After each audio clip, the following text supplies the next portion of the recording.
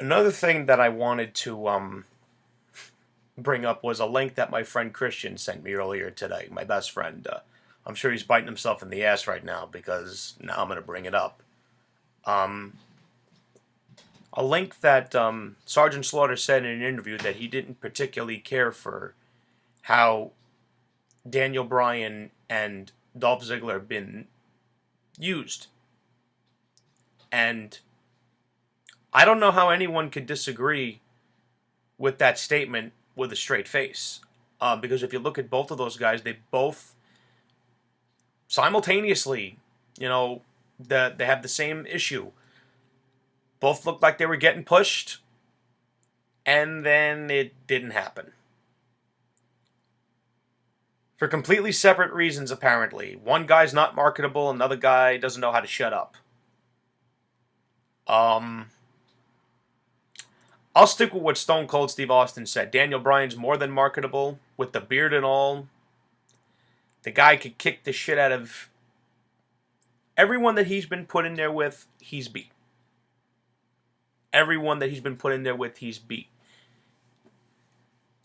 And with the exception of Sheamus, I believe. I think Sheamus is the only one that got away. He's the one that got away. Dolph Ziggler, one of the most talented guys on the roster. And he said recently in an interview that he has nothing for the people that knocked him, saying that he deserved to be punished. Because in his own words, he said, yeah, these were the same people that were going nuts when I cashed in Money in the Bank, but at the same time they're saying I deserve to be punished because I have an opinion. Boy, you idiots that did that have to have egg all over your face. Because he actually had the nerve to call you out on it. Whoever did. I don't know who. I know one that did. He knows who he is. Christian. I know it's a business, but at the end of the day, it's the wrestling business. And the fact of the matter is, Dolph Ziggler did not say a single thing that was false. Find it funny. CM Punk runs his mouth talking terribly about the company. No one has a problem with it. They rejoice. But Dolph Ziggler does it. Everyone loses their minds. Didn't feel like saying that in my Joker voice. Yeah, I think both those guys they should have a future in the WWE, and they both should be top guys.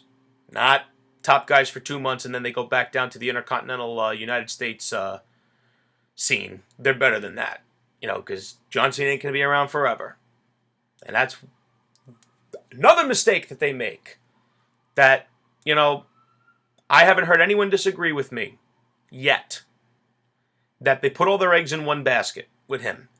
And I got nothing but respect for John Cena. I think that he is a hard worker, one of the hardest working guys in history of the company. And like a friend of mine said, unlike Hulk Hogan, he'll put guys over backstage. He'll put in the good word for other guys. He's not, solely about himself. But if this guy ever suffers a career-ending injury, they're screwed. Because they didn't let anyone else get to his level. And that's their mistake. Dolph Ziggler, Daniel Bryan are two guys that I think could, one day have his spot. Who's to say that they can't if they haven't been given the shot? You could only say that someone can't do something unless it's 100% clear that they can't do it, like someone like a Zack Ryder. There ain't no way he could pull WWE on his own. But a top guy that hasn't been given the shot yet at pulling the company and being as Austin would say, the horse that is fed the carrots and pulls the wagon along, unless they've been given that chance, you can't say that they can't do it. I, as a person with reason, cannot say someone can't do something unless they've tried. Can't say it. Because that's just arrogance and ignorance, and I am neither. And now we're heading into the Royal Rumble of 2014 in about a month. And it's interesting to me because last year around this time I was getting ready to go to WrestleMania, where I did have a great time. Despite that the card wasn't all that spectacular, I enjoyed being there live. It's just a different feeling. I'm sure that if I was home, I wouldn't have enjoyed it as much. I enjoyed it specifically because I got to see The Undertaker, my all-time favorite hero, the all-time greatest in my opinion. I'm sure I'm outnumbered with that too. That, to me, The Undertaker's the man.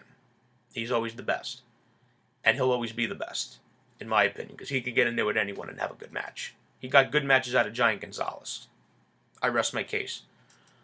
And I got to see Daniel Bryan live. And I got to see him get a pinfall victory at WrestleMania. And I catch myself smiling for that because I got to see him get a win on the grand stage. But I guarantee you that there's going to come a time where he ain't going to be in no tag matches at WrestleMania. He ain't going to be no friggin' curtain jerker. That's something else I find funny. Randy Orton was opening WrestleMania this year. And now he's closing the year out as the WWE champion.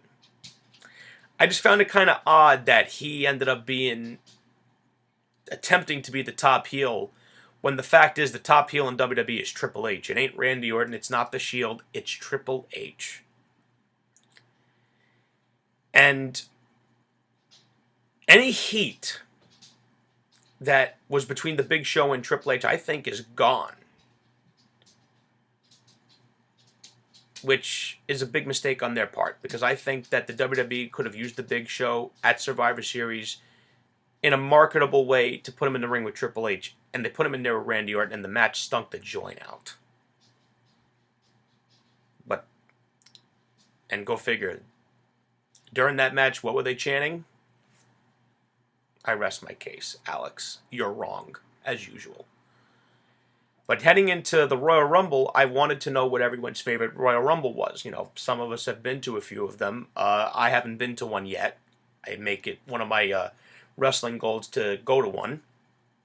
I've been to the Survivor Series. I've been to WrestleMania. I would love to go to the other two of the big four. Royal Rumble 1992, which I felt was the best Royal Rumble. Because of the roller coaster ride that Ric Flair took everyone on. He entered at number 3, and he went through everybody. I mean, he went through the Macho Man, Hulk Hogan, The Undertaker, a young Shawn Michaels, Roddy Piper, Sid Justice, you name it. He went through all of them, and he won the WWE Championship. And to this day, I wonder why they never did that again, where the Rumble winner wins the title. I think that could instantly make someone. And now that they're making it the Undisputed Championship, they have the opportunity to do that in future years, because now there's not 2 titles, there's going to be 1.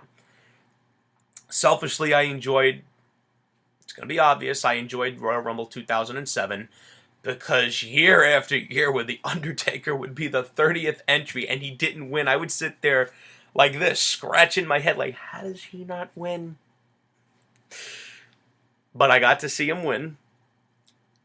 But what I enjoyed most about that was that Shawn Michaels and Undertaker renewing their rivalry. And I don't know about you guys, but I got chills when I saw that, because I remembered the Hell in a Cell, and I remembered Ground Zero, and I remembered the casket match. And I also remembered The Undertaker had never beaten Shawn Michaels. And I felt that him eliminating him cleansed him of that, because in the match that pitted both of those two against each other, The Undertaker came out on top. I really enjoyed the 2001 Royal Rumble a lot. It really showcased Kane in a big way. It was a big moment for Austin because he was coming back from spinal surgery, which my father had that surgery, so I could understand how serious it was. And I felt great that he came back and won it. The Royal Rumbles I hated. Honestly, the last 3 I thought were garbage. Del Rio winning made no sense. He ended up being a nothing. Sheamus won the Royal Rumble. He jobbed out my guy in 18 seconds. Although it kind of backfired on WWE, because instead of the fans booing him, they ended up loving him. And this year's Royal Rumble, which was purely about money. Going into WrestleMania, it was all about money. And I will stand by that statement. It had nothing to do with a great moment. It had nothing to do with the fans. It was all about the WWE making money now. But you mark my words, they continue to use guys like Rock, and they continue to push guys like Cena, and those guys go away. They'll be shitting kittens in a few years when they don't have them anymore. It's a young man's business. It is a business. It's a young man's business. My next video will be out for TLC, and I'll see all of you then. Take care.